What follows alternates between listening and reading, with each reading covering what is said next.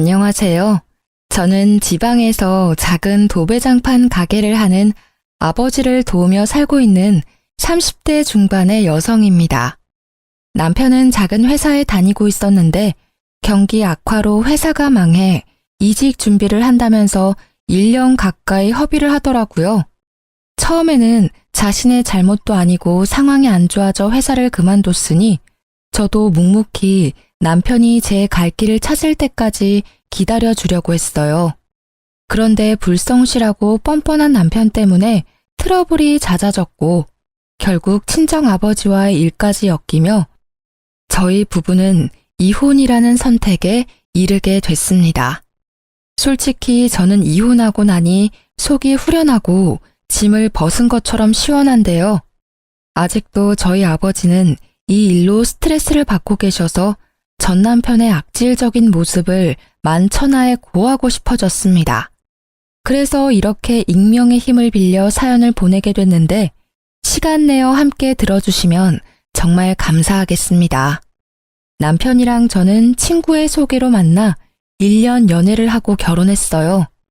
처음에는 외적인 부분인 부분은 마음에 들었지만 대화를 할수록 재미를 위한답시고 거짓말과 허풍을 떨길래 별로 믿음이 가지 않아서 안 만나려고 했습니다. 그런데 제가 마음에 들었는지 몇 달을 따라다니며 구애를 하는데 어느 순간 진심이 느껴졌고 결국 마음을 열게 되어 결혼까지 하게 됐어요. 지금 생각해보면 제가 처음 느꼈던 촉을 믿고 만나지 말아야 했는데 화려한 언변에 속아 넘어간 것 같아 분하기도 하네요. 어쨌든 저희 부부는 결혼 후에 한동안은 평탄하게 살았어요. 경제적으로 자리를 잡고 아이를 낳고 싶었기 때문에 저는 학교 졸업하고부터 돕던 아버지 일을 더욱 열심히 도왔고 남편도 회사 일을 나름 성실하게 해내는 평범한 모습이었습니다. 그렇게 살다 보면 저희도 아이도 낳고 집도 넓혀가고 여행 가는 재미를 느끼면서 살 수 있을 거라고 막연히 기대를 했었죠. 그런데 남편의 회사가 갑자기 망하면서 저의 소박한 꿈은 물거품이 됐어요. 남편은 원래 무역회사 영업일을 하고 있었는데요. 탄탄해 보이던 회사가 망한 게 충격이 컸는지 이제 영업 말고 평생 할 수 있는 기술을 배워야겠다며 자격증 공부를 준비하더라고요. 그러면서 지게차, 굴삭기, 용접 같은 것들을 알아보는데 저는 직업에는 귀천이 없고 오히려 전문적인 기술을 배우면 오래 써먹을 수 있으니 더 좋은 거란 생각에 완전 찬성했어요. 실제로 저희 아버지도 도배장판 기술로 먹고 사시니까요. 그래서 묵묵히 기다리며 지원을 해줬는데 퇴사 후에 1년이 다 되어가도록 아무런 성과가 없는 겁니다. 보통 자격증 공부를 하면 아무리 실무적인 거라도 필기나 실기 시험도 치고 학원도 다니고 하잖아요. 그런데 제가 일을 다녀오면 항상 늘어난 런닝바람으로 TV를 보거나 캔맥주를 먹고 있으니 답답하더라고요.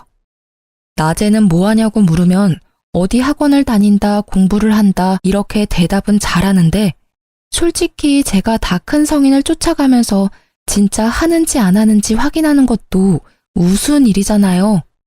그래서 그냥 믿고 기다렸는데 시간이 이렇게 흐르다 보니 저도 더는 참을 수 없어서 며칠 아버지께 말씀드려 일을 쉬고 남편 뒤를 쫓아가 봤어요. 결과는 진짜 충격 그 자체더라고요. 자격증 공부하러 학원에 가거나 도서관에 간다던 남편은 오락실, PC방, 카페, 술집 이런 데서 백수 친구랑 만나 하루 종일 중고등학생들처럼 재밌다고 하하호호 노닥거리고 있었습니다. 어이가 없어서 그날 밤 남편이 잘 때 카드 내역을 뒤져봤는데 초반에 중장비 학원 한 달 다닌 것 말고는 학원 다닌 기록도 없더라고요. 정말 내가 이런 사람을 1년이나 믿고 기다려줬다니 너무 화가 치밀어서 꼬리를 잡은 다음 날 바로 남편을 잡고 따졌어요. 왜 그랬어? 그동안 학원 다니면서 공부한다고 왜 거짓말을 했냐고. 당신이 애야? 나 다 알고 있으니까 속일 생각하지 말고 솔직히 말해. 여보, 어떻게 알았어? 어디까지 아는데? 그게 지금 할 소리야? 학원 다닌답시고 공부하는 척 해놓고 아무것도 안 하고 친구랑 놀러 다니는 거 내가 다 봤어. 됐냐? 아니 공부를 했는데 자꾸 떨어지니까 당신한테 말하기 쪽팔리기도 하고 그래서 조금 있다가 하자 한 게 이렇게 됐네.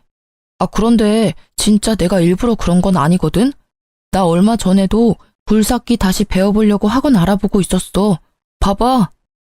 됐고, 당신 보니까 맨날 첫날 여기저기 돈 쓰러 다니던데 당신 나한테 용돈 받아 쓰잖아.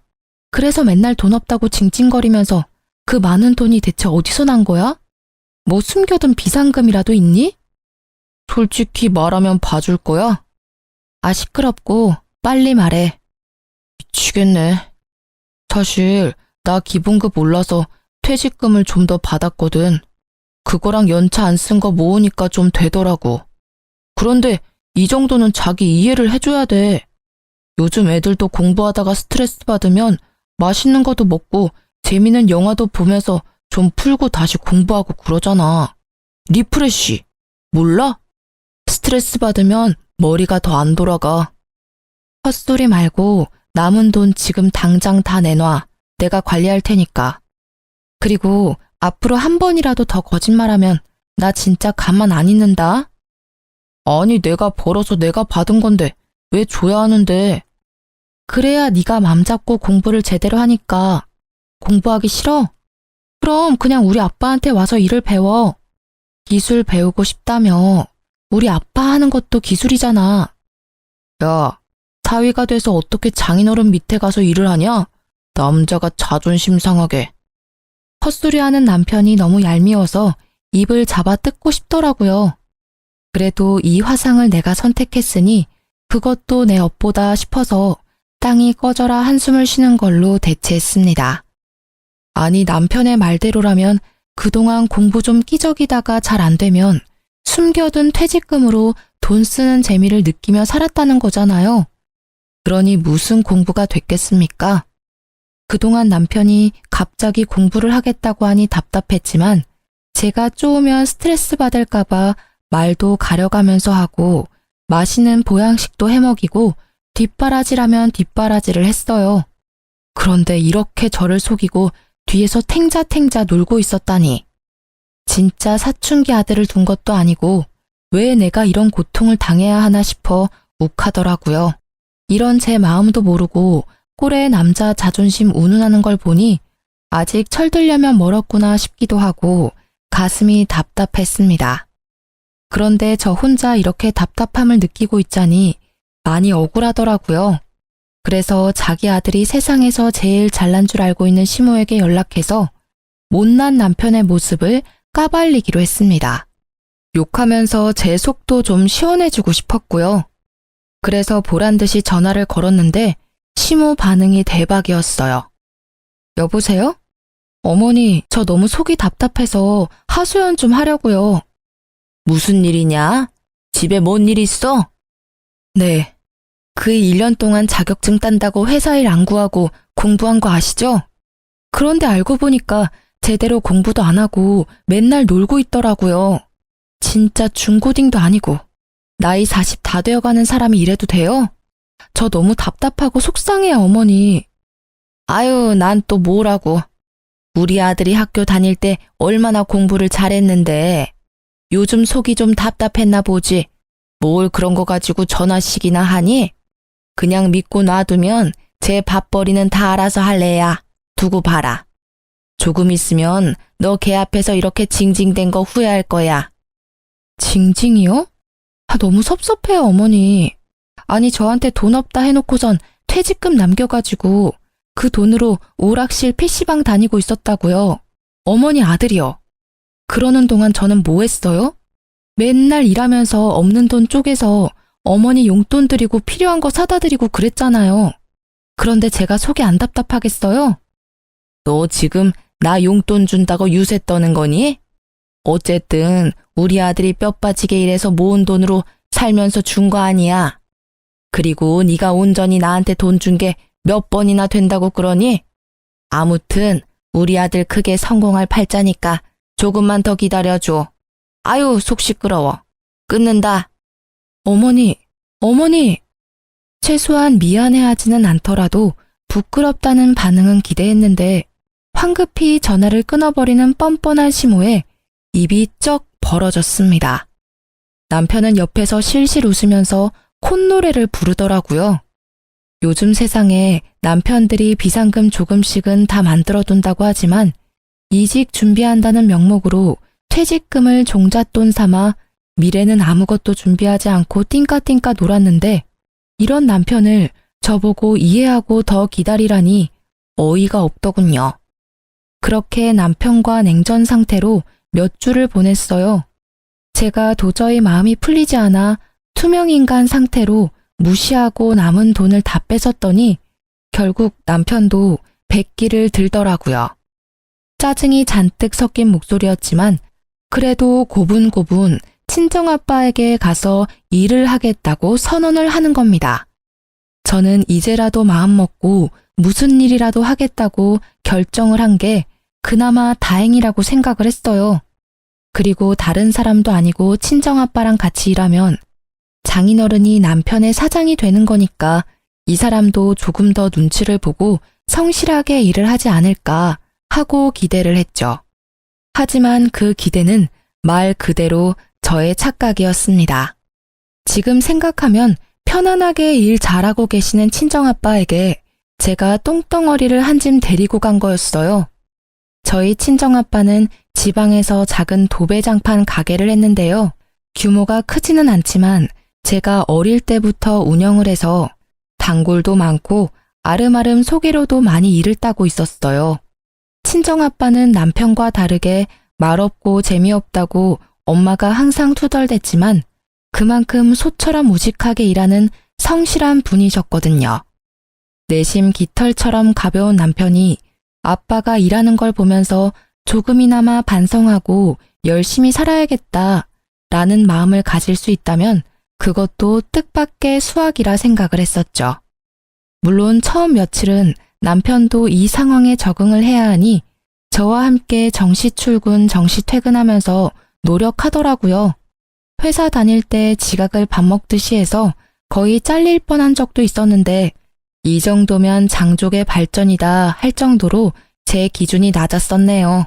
아무튼 아침에 출근해서 아빠랑 같이 재료 보는 방법도 배우고 낮에는 직접 현장에 나가서 막내로 이것저것 심부름도 하고 작업하는 것도 배우면서 차근차근 따라가려고 하는 겁니다. 그 모습이 기특해 보여서 저도 집에 오면 고생했다고 비위도 맞춰주고 외식도 시켜주면서 진짜 아들처럼 부둥부둥 해줬어요. 그런데 저 속이고 1년이나 뒤에서 놀던 사람이 하루아침에 성실맨으로 바뀌기가 쉽진 않았을까요? 조금 시간이 지나고 나니까 일이 힘들다고 투덜투덜대더라고요. 왜 또 죽상이야? 아, 몰라. 너무 힘들어. 진짜 장인어른 왜 이렇게 빡세게 일을 하시냐? 사람이 하는 일인데 휴식 시간도 좀 주셔야지. 이거 봐봐. 나 손에 물집 잡힌 거. 하루 종일 땀 흘려서 기운도 없는데 손까지 말썽이고 미치겠어. 내일 하루 쉬면 안 되나? 어디 좀 봐. 아유, 이 정도 물집은 그냥 약 바르고 한숨 자면 괜찮아. 걱정 마. 그리고 이제 일한 지 한 달도 안 됐는데 벌써 이렇게 힘들어하면 어떡해. 몸으로 하는 일이니까 일단 힘든 건 각오하고 시작한 거잖아. 내가 생각해봤는데 장인어른이 너무 심해. 진짜 네가 하루 종일 천장 쳐다보면서 팔 안 뻗고 있어봐서 모른다니까. 나 팔 떨어져 나가는 줄 알았다. 젊은 사람 왔다고 여기저기서 일 시켜먹고 부려먹으려고 눈이 벌게져 있는데 와, 이 돈 받고 내가 이렇게 해야 해? 처음이니까 당연히 힘들고 돈도 작지. 그럼 사위라고 편한 일 하고 돈도 많이 받을 줄 알았어? 무슨 일이든 손에 익으면 편해지고 돈도 많이 버는 거잖아. 여보 그러려고 회사 그만두고 기술 배우겠다고 한 거 아니었어? 아, 몰라. 그냥 나 돈 받는 만큼만 일할 거야. 쥐꼬리만한 돈 벌려다가 내 몸 다치면 장인어른이 보상해 준대. 어린아이 같은 남편의 불평에 헛웃음이 터졌습니다. 이렇게 나약해 빠진 사람이 무슨 기술을 배우겠다고 호언장담을 한 건지, 진짜 이 사람을 믿고 평생을 살아도 되나 하는 의구심이 들 만큼 한심해 보이더라고요. 물론 하는 일이 힘들고 체력적으로 지칠 수는 있습니다. 그래도 정말 의지만 있다면 정신력으로 이겨낼 수도 있고, 또 저희 친정아빠에게 진지하게 고민 상담하면서 일을 조율할 수도 있는 문제라고 생각했습니다. 그런데 남편은 힘들다면서 무조건 일을 쉽게 하려고 하고 돈이 작다는 핑계로 뺀질뺀질거리는 게 너무 눈에 보이더라고요. 옆에서 지켜보는 제가 봐도 툴툴대는 게 티가 나는데 하루 종일 같이 일하는 현장 분들이 좋아할 리 만무했습니다. 심지어 몰랐는데 남편은 같이 일하는 직원분들에게도 저희 친정아빠의 뒷담화를 어마어마하게 하고 있었습니다. 나중에 한 직원분이 퇴사를 하며 말해줘서 알았는데 진짜 사위 맞냐고 몇 번이나 물어볼 정도로 심하게 뒷담화를 했더라고요. 그냥 잘 모르는 일반 어른한테 해도 싸가지 없다고 할 정도의 발언을 사장이면서 장인어른인 사람을 대상으로 서슴지 않고 해대니까 곁에서 듣던 직원들도 기분이 안 좋았던 것 같습니다. 그러다 오랜만에 친정아빠가 회식을 주도해서 직원분들이랑 다 같이 고기를 먹으러 간 날이었어요. 오랜 단골집이라 서비스도 많이 나오고 화기애애하게 단백질 보충한다면서 좋은 분위기를 즐기고 있었죠. 고기에 술이 빠질 수 없다면서 소주랑 맥주도 거하게 시켜서 소맥도 말아먹고 식당에 있는 노래방 기계로 노래도 하고 그랬어요. 저희는 괜히 장인, 딸, 사위가 한 테이블에 앉기가 좀 그래서 다른 분들이랑 어우러져 떨어져 있었거든요. 그런데 갑자기 남편이 있는 테이블에서 큰 소리가 나는 겁니다. 야, 너 지금 뭐라고 그랬어? 이 새끼가 어른한테 못하는 말이 없네? 왜 이래요 갑자기? 소리 지르면 단 줄 알아요? 아니 내가 사장님 사위라 해서 가만히 듣고 있었는데 이 새끼 말하는 뻔세 봐라. 그렇게 돈 잡고 일하기 힘들면 그냥 안 나오면 될 거 아니야. 왜 열심히 일하는 사람들 기운 빠지게 물을 흐리고 있어? 누가 분위기를 흐렸다고 그래? 그냥 조용히 대화하자는 건데 아저씨가 지금 좋은 분위기 다 흐리고 있잖아. 이거 반말도 안 해? 그래, 막 가보자 아주. 너 임마 갈 데도 없고 할 것도 없는 거 불쌍해서 일 배우라고 사장님이 배려해 준 거 아니야? 그러면 가만히 가르쳐주는 대로 배우긴 할 것이지. 어디서 장인이 고집도 세고 융통성도 없다고 나불나불대고 있어? 진짜 부끄러운 줄 알아야지 젊은 사람이. 뭐라고? 이 아저씨가 미쳤나? 살펴보니 남편이랑 친정아빠랑 같이 제일 오래 일한 실장님 한 분이 고래고래 고성을 지르면서 싸우고 있더라고요. 이미 식당은 시끌시끌하던 소리가 쥐죽은 듯이 멎고 두 사람 싸우는 소리밖에 들리지 않았어요. 진짜 술에 취한 남편이랑 실장님이 주고받는 대화를 듣는데 너무 창피해서 얼굴이 빨개지던 거 있죠? 살짝 친정아빠 얼굴도 봤는데 이마에 주름이 잔뜩이었습니다. 부끄러움도 잠시 일단 진정하고 나오라며 남편의 팔을 잡아 끌었어요. 그런데 얼마나 무거운지 꿈쩍도 안 하더라고요. 진짜 미친놈아 제발 나와라. 궁시렁거리면서 부글부글 끓는 속을 다 잡고 있는데 실장님이 불쌍해 보였는지 한숨을 내쉬었어요. 그리고는 진짜 내가 딸내미 불쌍해서 참는다. 잘해라 좀. 하면서 남편 팔을 가볍게 한 대 툭 쳤습니다. 그런데 술 기운에 자격지심까지 발동한 남편놈이 이 터치 한 번에 이성을 잃었는지 갑자기 실장님 어깨를 퍽 치는 겁니다. 가만히 있을 성격의 실장님도 아니라 순식간에 주먹 다짐이 시작됐어요. 진짜 지금 생각해도 아찔하고 쥐구멍에 숨고 싶었습니다.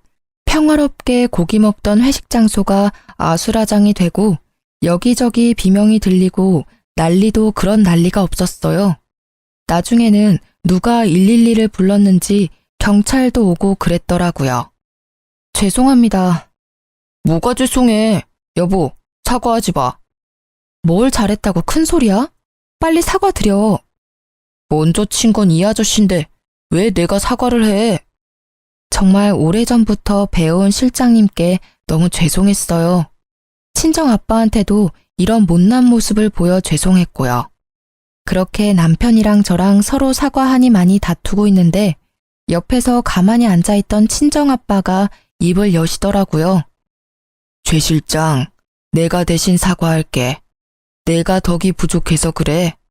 돈 작고 일 힘든데 내가 잘 못 챙겨줘서 이런 일이 생긴 것 같아.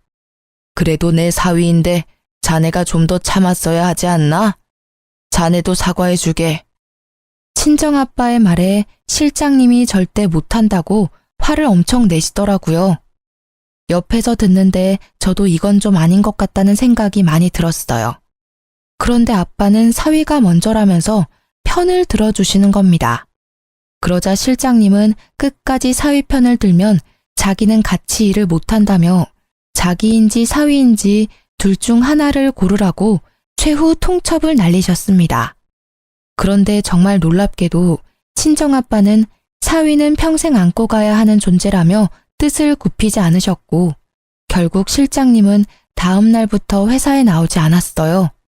정말 친정아빠와 더불어 초기부터 일을 함께 해온 에이스인 분이라 제가 다 마음이 아프고 안 좋더라고요. 정말 이 거지 같은 남편 때문에 이게 다 무슨 일인지 너무 화가 나서 따지고 싶었는데 친정아빠는 끝까지 남편 편이었어요. 정말 사람이면 이 정도로 자신을 신뢰해줬으면 정신 차리고 열심히 배우려고 노력해야 하는 거 아닌가요? 이날 이후로 에이스였던 실장님이 나간 자리를 남편이 대신해서 친정아빠 일을 도와야 하는데 진짜 배은망덕도 유분수더라고요. 그냥 견적받으러 온 손님인데 괜히 잘 알지도 못하면서 이래라 저래라 훈수를 두니 손님이 짜증나서 그냥 가버리기도 하고 작업하러 가서도 마무리가 꼼꼼하지 못해서 다른 분들이 한 번 더 일을 해야 하는 골칫덩어리가 저희 남편이었습니다. 그러던 어느 날이었어요. 평소처럼 친정아빠 일을 돕고 있는데 이상하게 가게로 견적 상담 문의 전화가 많이 오더라고요. 그래서 이상하다, 운수 좋은 날인가 싶었는데 친구가 SNS 링크를 하나 보내주는 겁니다. 들어가 보니 낯익은 모습들이 나오는데 알고 보니 얼마 전 구축 아파트 리모델링을 한다고 의뢰해서 도배장판을 해줬던 분이 후기를 남긴 거더라고요. 제가 봐도 너무 이쁘게 사진을 뽑아주셨고 글도 잘 적어주셨는데 그 손님 자체가 인플루언서라 파급력이 어마어마한 것 같았어요. 너무 저렴한 가격에 꼼꼼하다면서 딱히 저희가 광고를 맡긴 것도 아닌데 진짜 한번 나도 여기서 해볼까? 하는 구매 욕구가 생기게 적어주셨더라고요. SNS 홍보의 힘은 실로 대단했습니다. 그날부터 입소문을 타고 손님들이 자꾸 몰려드는 겁니다. 처음 겪는 상황에 친정아빠와 직원분들도 신이 나서 싱글벙글이었어요. 이쯤 되면 정말 많은 돈을 쓸어 담을 거라 생각이 들잖아요. 저희도 상담하고 예약을 잡으면서 빼곡히 차는 스케줄이 다 돈이니까 너무 신기하고 행복한 하루하루였거든요. 그런데 어쨌든 이것도 사람이 하는 일이기 때문에 모든 스케줄을 다 쳐낼 수는 없는 게 문제더라고요.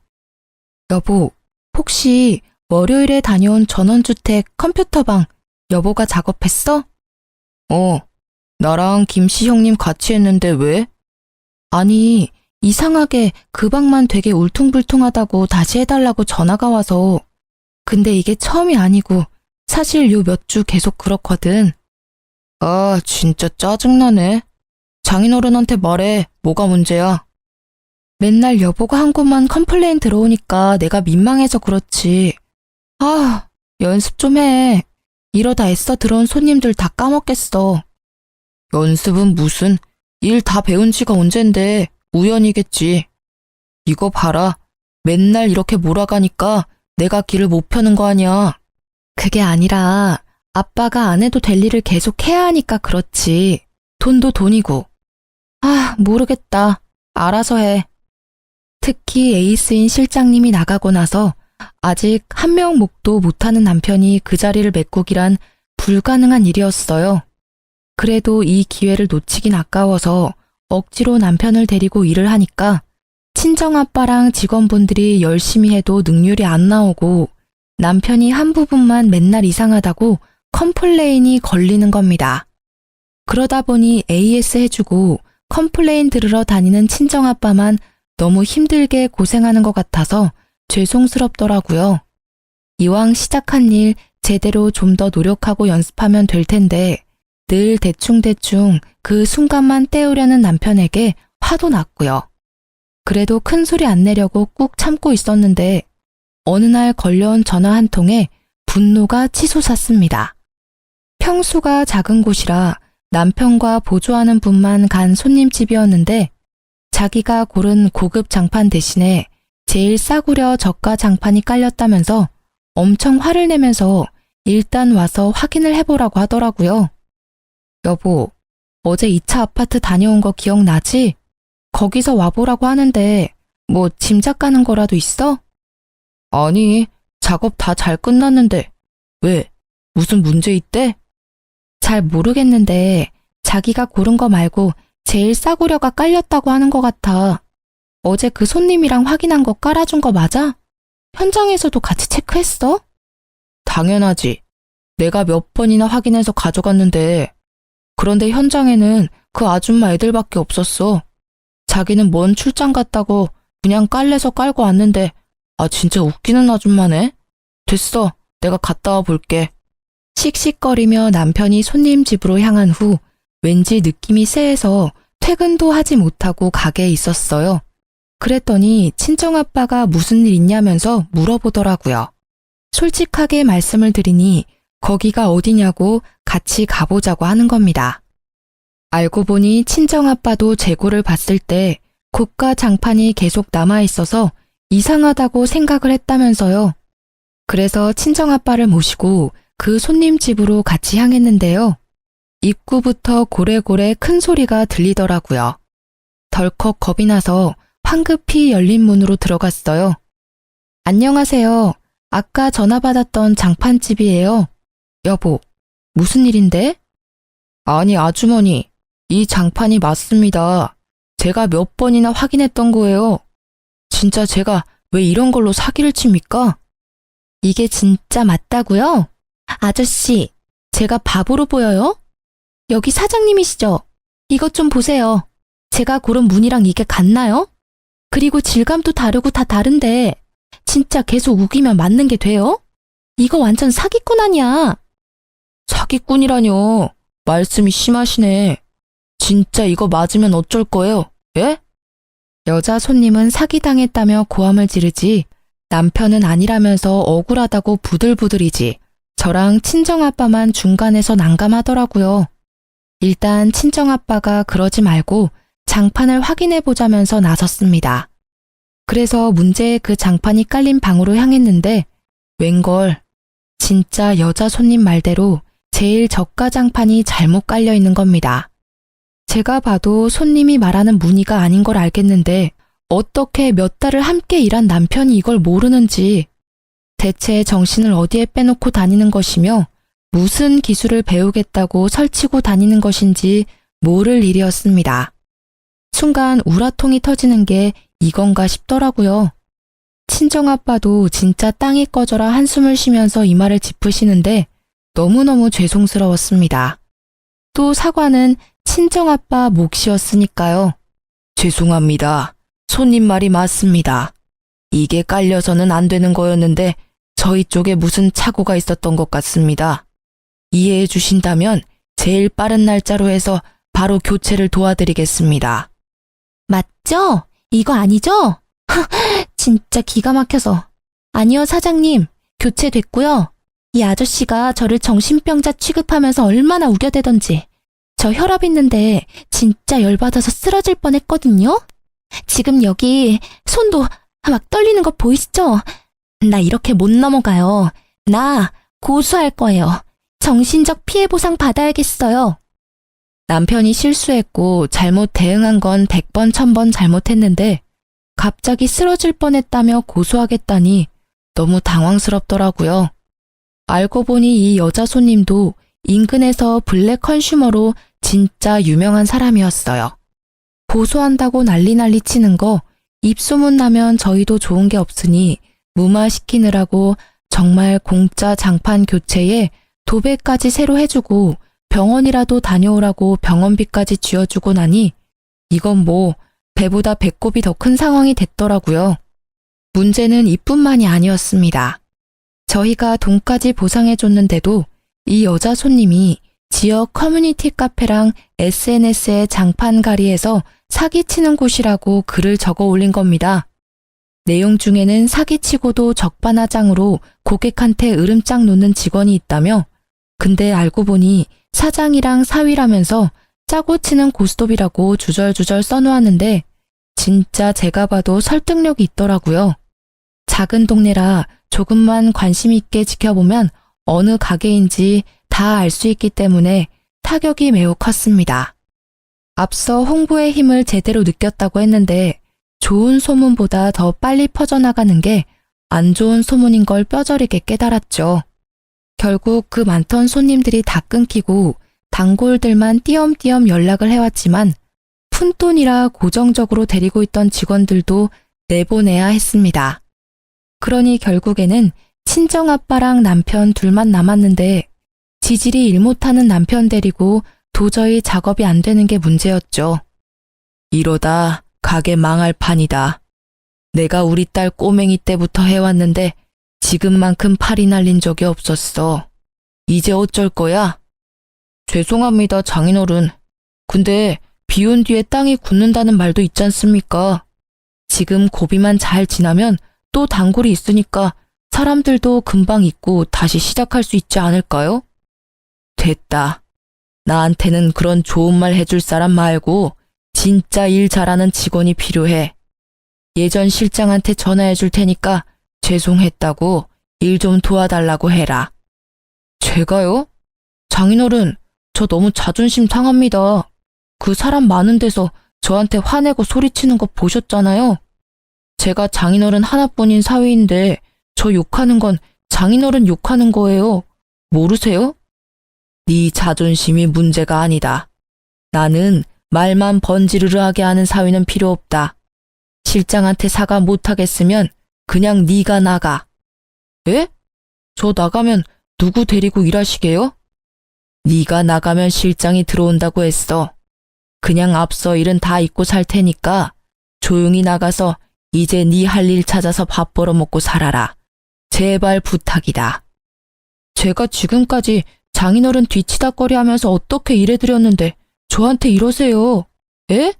진짜 치사하고 더러워서 나갑니다. 나가요. 어디 저 없이 한번 잘 먹고 잘 살아보십시오. 배은망덕도 유분수라고 친정아빠한테 버럭하는 남편이 원망스러웠어요. 그래도 이렇게 제 발로 나가서 다른 일을 하면 어쨌든 이제 친정아빠 가게랑 엮이는 꼴 안 봐도 되니까 바보같이 참았습니다. 남편이 가게를 그만둔 후 친정아빠는 실장님을 다시 모셔왔고 두 분이서 초심으로 돌아가 직접 발로 뛰어 영업하고 작업하시더라고요. 그러다 보니 워낙 평판이 좋았던 분들이라 곧 회복을 하긴 하셨습니다. 남편은 굴삭기 학원에 다시 다니고 싶다길래 제가 직접 끊어줬어요. 이렇게 조금 느리긴 해도 일상으로 돌아가나 싶었죠. 그런데 며칠 뒤 갑자기 큰 소리 뻥뻥 치고 나온 남편이 학원을 그만두고 다시 친정아빠 가게로 들어가야겠다는 겁니다. 갑자기 왜 또 이래? 아빠 가게에 반겨주는 사람이 누가 있다고? 그냥 지금 배우는 거나 열심히 배워서 빨리 일할 생각을 해, 좀. 당신은 알고 있었지? 장인어른 알부자인 거. 나 사실 회사 장부 봤어. 무슨 소리야? 설마 내 컴퓨터 파일 훔쳐봤니? 미친 거 아니야? 음흉하게 혼자 왜 그런 짓을 했어? 아니, 분명히 내가 나올 때만 해도 금방이라도 망할 것 같았는데 쉽게 안 망하는 게 너무 신기한 거야. 비결이 궁금하기도 하고. 그래서 좀 찾아봤는데 장인어른 숨겨둔 현금이랑 부동산도 있으시더만.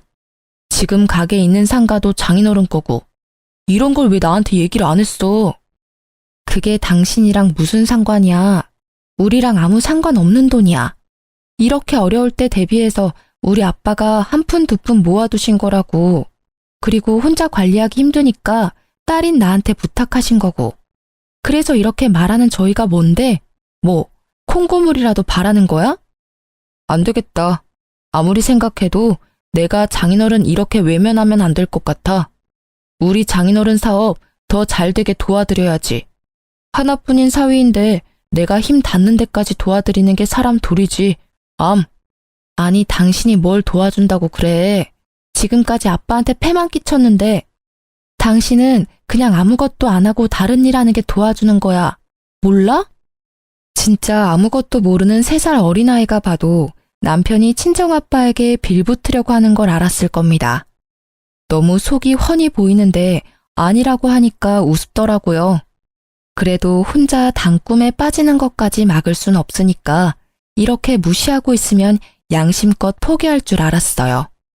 자기가 그 가게에서 얼마나 많은 사고를 쳐댔는데 어떻게 그걸 물려받을 수 있을 거라고 생각을 하는지 제 일반적인 상식으로는 이해가 잘 안 가더라고요. 그런데 사람이 한번 헛된 꿈을 꾸니까 폭주 기관차처럼 그 생각에만 몰두해서 현실로 돌아오지를 못하는 겁니다.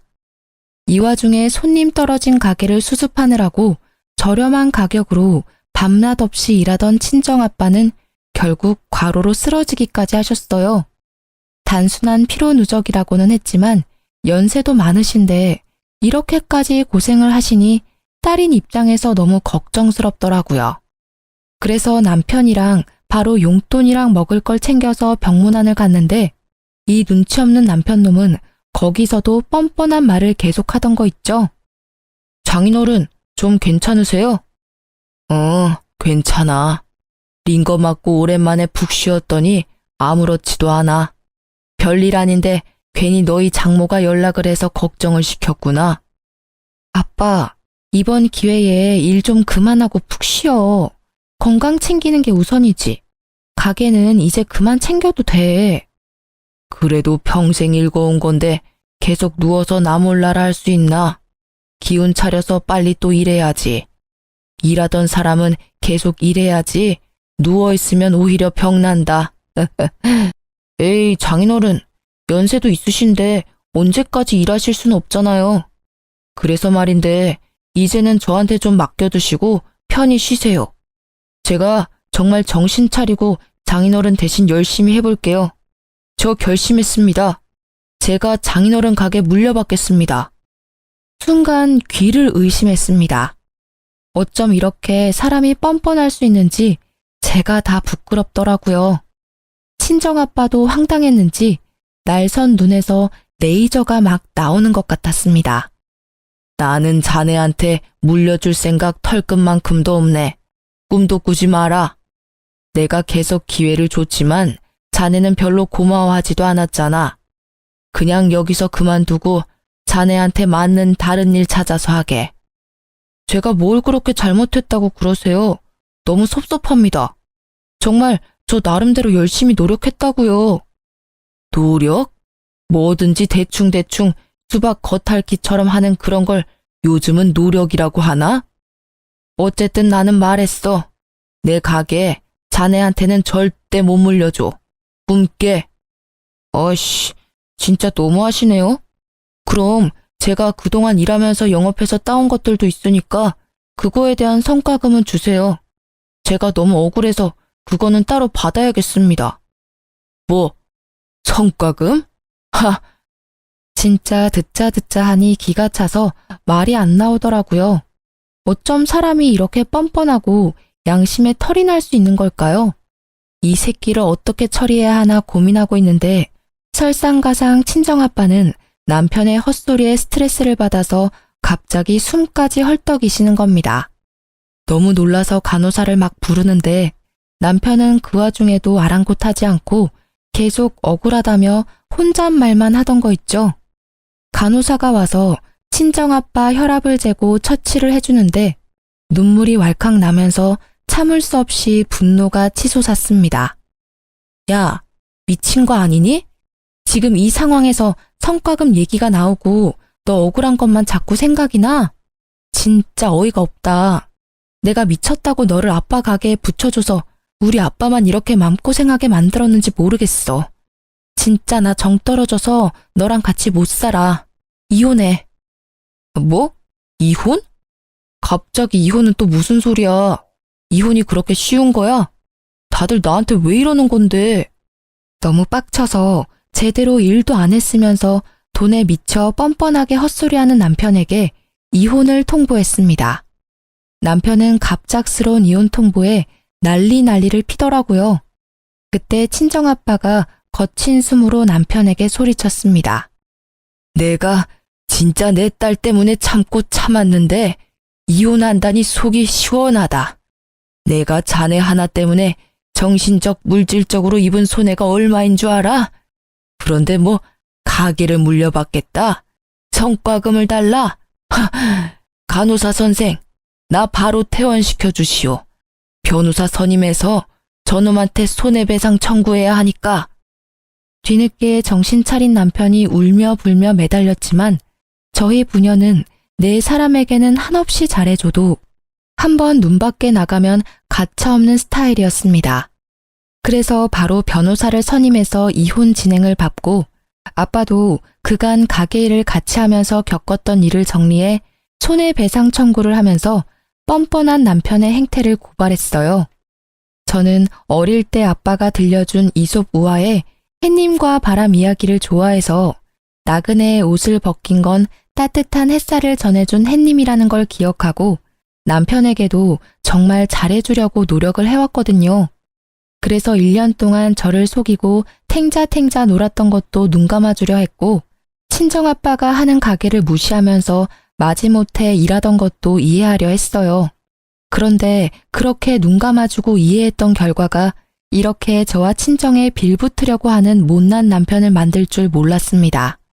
솔직히 작은 것에도 감사할 줄 아는 사람이었다면 저와 친정아빠가 이렇게까지 매몰차게 굴지는 않았을 거예요.